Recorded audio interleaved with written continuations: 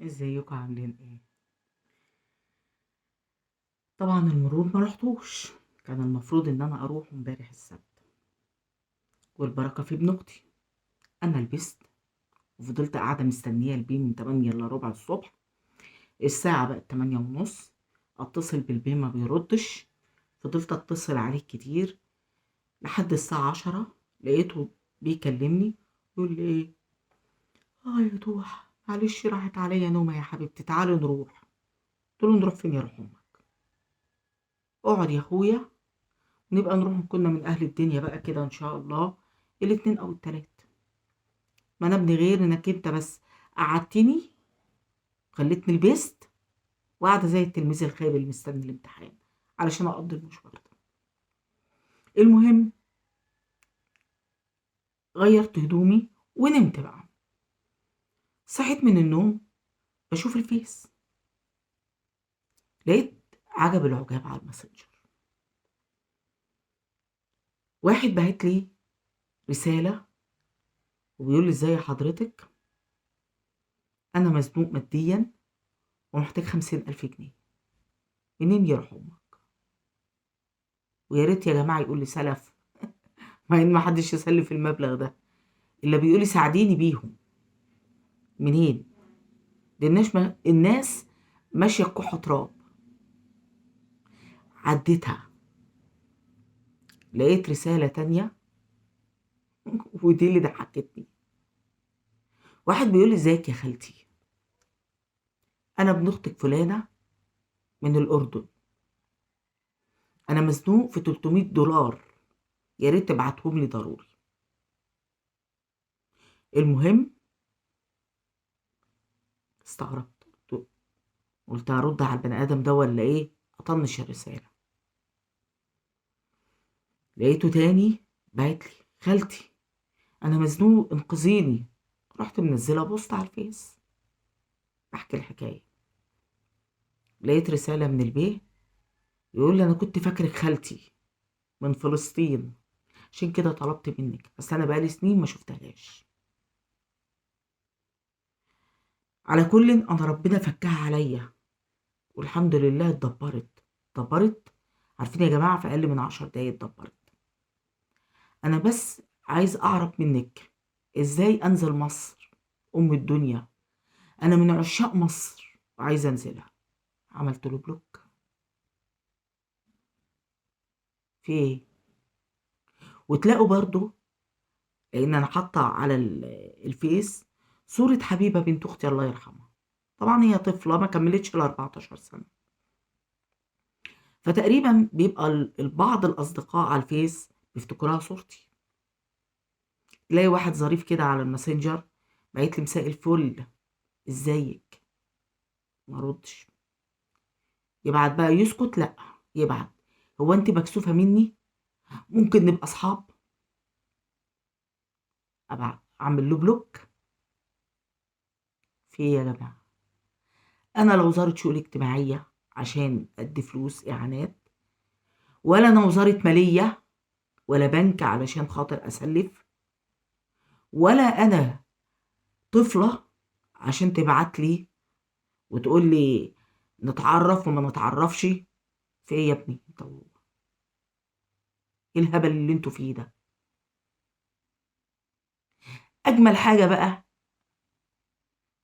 اللي حصلت في رمضان، حاجه تنقط.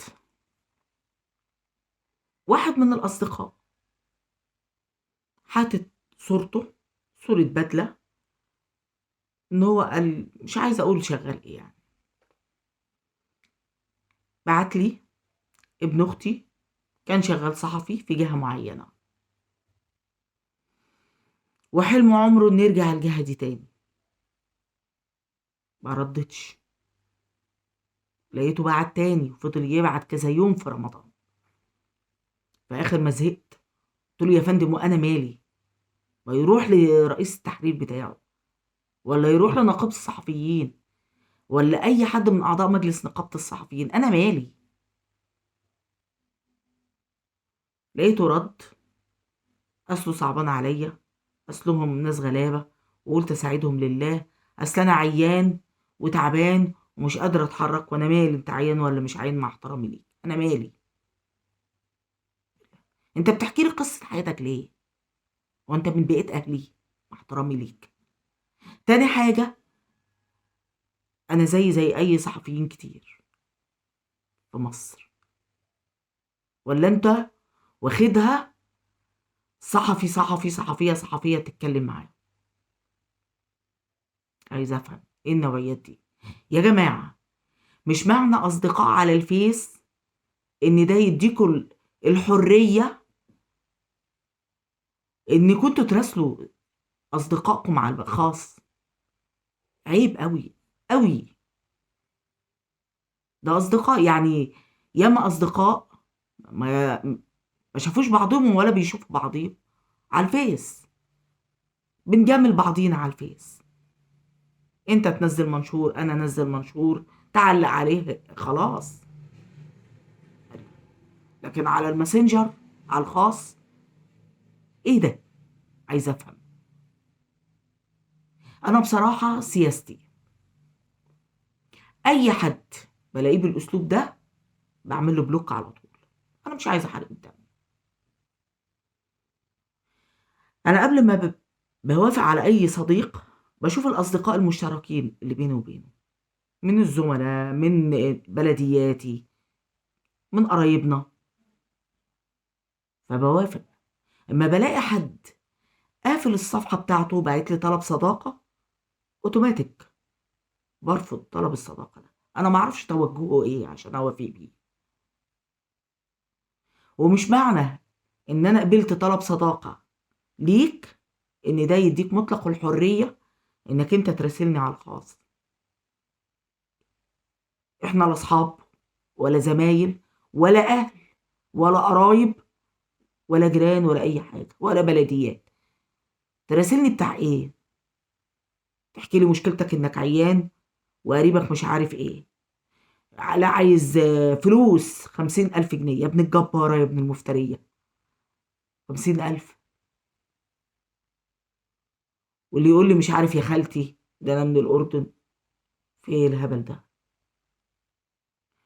بيظهر ان الناس، بعضهم مش كلهم، فاهمين الصداقة على الفيس شكل خاطئ.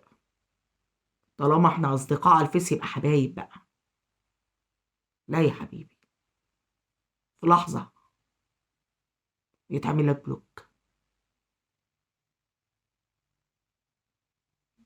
ده انا بشوف على الفيس عجب العجاب. عارفين كان من كام سنة كان في احد الاصدقاء ليا من العراق، قلت بلد العراق بلد صدام الله يرحمه، حبايبنا، رغم اتقتل فيها سيدنا الحسين وطرد السيدة زينب وآل البيت، لكن العراقيين يحترموا، شعب عربي أصيل، كانوا بيعاملوا المصريين في عهد صدام معاملة ممتازة. القصد، لقيت الأخ ده من كربلاء كاتب مش عارف الشيخ ايه كده ودقنه قد كده. قلت ده بقى ايه؟ ده إنسان محترم جدا، ده يبقى إضافة ليا في صفحتي. والله زي ما بقول لكم، أنا قبلت طلب الصداقة من هنا، لقيت ابن الهبلة، مع احترامي طبعا أنا آسفة على اللفظ، بعت لي على الخاص ممكن نتعرف؟ أنا الشيخ فلان الفلاني ومش عارف عايش فين ومدري إيه ومن عشاق مصر ونفسي أجي عندكم. قلت له أهلا وسهلا. وحضرتك شغالة فين ومش عارف إيه. أسكت؟ لا ما اسكتش. رحت رد عليه بقى كتابة مش فويس. قلت له أنا وافقت بطلب الصداقة بتاعت حضرتك لأني لقيت اسمك الشيخ فلان الفلاني وفي شيوخ معاك على الصفحة، يعني المفروض إنك أنت إنسان وقور وعاقل، إنسان رزيل، رزين مش رزيل، كن قدوة ليا ولغيري. احنا مش صحاب عشان تقول لي انت ايه وشغالة ايه والكلام من ده. وانت مال أهلك؟ تسأل ليه؟ عمل لي بلوك. فرحت. ايه ده؟ يعني حتى لا الكبير عاقل في تصرفه ولا الشاب زي اللي فاكرني صورة حبيبة دي صورتي، بيقول لي انت مكسوفة مني ونتعرف. مكسوفة مني يروح امك، انت جاي ترسل واحدة قد امك؟ ايه الهبل ده؟ تخيلوا انتوا لو طفلة، واحد زي النوعية دي، وطفلة فاتحة صفحة، وجه شاب راسلها، ويقعد بقى يقول لها ايه؟ ده انت صورتك امورة، ده انت شكلك حلو ومش عارف ايه، ويبتدي يسرح بعقلها، ويحصل اي حاجة بينهم لا قدر الله وحشة، وبيقولوا ايه في الاخر المجتمع؟ البت اللي قلت الادب هي اللي انساقت وراه، سمعت كلامه ليه؟ ما بتجيبوش اللوم على الولد ان هو اللي سافل ومش متربي، لو اخته او بنته ما يرضاش ليها كده، ان حد يسرح بيها وبعقلها. طب هي طفلة ضحك عليها بكلمتين هبل من واحد قذر زي ده مثلا، ما تجيبوا اللوم عليه. ليه اللوم دايما تجيبوه على البنت؟ البنت غلط وغلطانة ان هي ما حكتش لامها، لكن لو لأسوأ الظروف، معاملة اهلها وحشة معاها بيضربوها، لأسوأ الظروف مفيش علاقة ودية بينها وبين امها، او امها مثلا متوفية، او مفيش حد تحكي له وانساقط، اللوم ما يجيش على الولد ليه؟ الولد اللي ما ترباش، اللي اهله ما علموهوش ان يتقي الله في بنات الناس. عشان كده انا بقول لكم الفيس تلاقي فيه عجب العجاب بصراحة. يعني اقول ايه؟ ربنا يخرجنا منها على خير. انتوا بقى ايه رأيكم معايا في البلوكات اللي بعملها لأمة لا إله إلا الله؟ أنا عن نفسي مقتنعة بيها. سلام.